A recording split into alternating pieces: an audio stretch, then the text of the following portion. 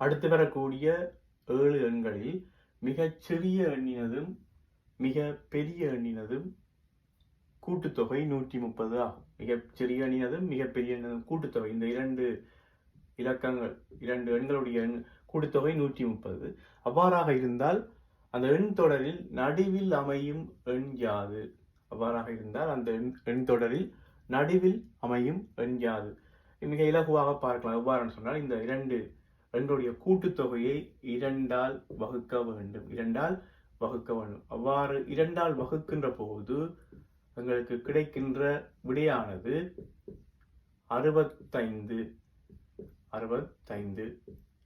எனவே இந்த முதலாவது எண்ணும் கடைசி எண், அதாவது மிகச்சிறிய மிகப்பெரிய இந்த 2 எண்களுடைய கூட்டுத்தொகையை 2ஆல் வகுக்கின்ற போது கிடைக்கின்ற விடையான 65 தான் அந்த எண் தொடரில் மிக நடுவில் அமைந்த எண்ணாக இருக்கும்.